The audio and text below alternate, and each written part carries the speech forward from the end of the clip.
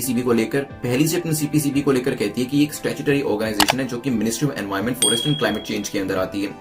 इसे 1974 में एस्टैब्लिश किया गया था under the water prevention and control of pollution act and later इसे एंट्रस्ट कर दिया गया था function and responsibility under the air prevention and control of pollution act 1981। CPCB जो है ये फंक्शन करता है under central level only, central level पे ही ये काम करता है। सोचिए फिर करते हैं इसके ऊपर एक डिस्कशन। चलिए, तो रिसेंटली सुप्रीम कोर्ट ने एक सुओ मोटो मतलब अपने आप से कॉग्निजेंस लिया है कि जो हमारे रिवर्स है उनके अंदर कंटेमिनेशन जो है वो काफी ज्यादा आ रहा है, जो सुएज है वो मिक्स हो रहा है, दैट्स व्हाई हमारी जो रिवर है वो पल्यूट हो रही है।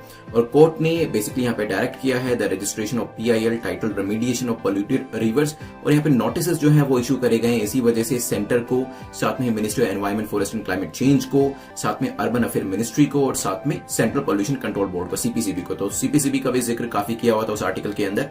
सीपीसीबी के बारे में अगर हम बात करें, वन बाय वन स्टेटमेंट्स को रीड करेंगे।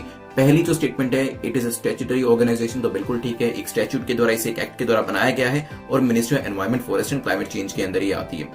इसे एस्टैब्लिश किया गया था 1974 में और under the water prevention and control pollution act, और बाद में दूसरे एक्ट्स के जो फंक्शंस थे वो भी इसको दे दिए गए। तो सेकंड स्टेटमेंट भी आपकी करेक्ट हो जाती है।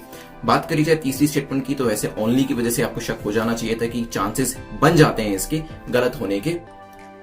तो यहाँ पे जो फंक्शंस दिए गए हैं सीपीसीबी को, वो नेशनल, स्टेट लेवल दोनों के दिए गए, इवन यूनियन टेरिटरी के अंदर भी आता है। तो ध्यान रखिएगा, ऐसा नहीं है कि सिर्फ सेंट्रल लेवल के काम ही किए जाते हैं। तो तीसरी स्टेटमेंट आपकी इनकरेक्ट हो जाती है।